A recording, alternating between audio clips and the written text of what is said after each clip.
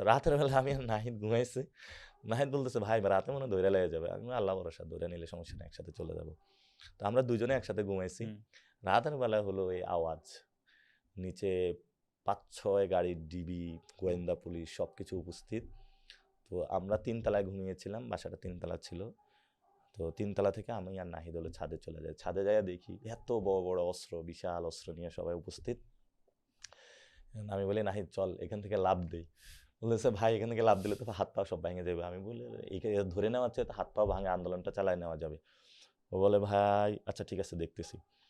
পরে একটা পর্যায়ে নাহিদ বলে, ভাই আমি, ওরা তো খোঁজ পেয়ে আসছে, আমাকে তো নিবেই, এখন আপনি থাকেন, আমি সামনে যাই। তো ওরা তো উঠে খুঁজতেছিল, নাহিদ কই, নাহিদ কই, নাহিদ কই। তো দরজাটা ছাদের এই জায়গায়, আর নাহিদ হলে এখানে গেছে। তো ওরা নাহিদকে বলে, এই নাহিদকে পাইছি পাইছি পাইছি পাইছি, এই সন্ত্রাসীকে পাইছি, এটা বলে ওরে ধৈর্য কোলো করে হলো ওরা নামানো শুরু করছে। আপনি কোথায়? দরজার এই পাশে ওরা যখন নাহিদকে পাইছে, হ্যাঁ। ওরা এত উল্লাস করা শুরু করছে যে ওদের নির্দিষ্ট টার্গেট পেয়ে গেছে, আমাকে আর দেখে নাই। আমি তো আল্লাহ আল্লাহ বলে চুপ করে দরজার ওইখানে বসে আছি। আমি সারা রাত ওইখানে বসেছিলাম, যে বাসায় থেকেছি ওই বাসায় যায় দরজা ক্লিক করতেছি, ওরা আর দরজা খোলে না, ওরা আমার চিনেই না, আমার বলতেছে আপনি দ্রুত বের হন।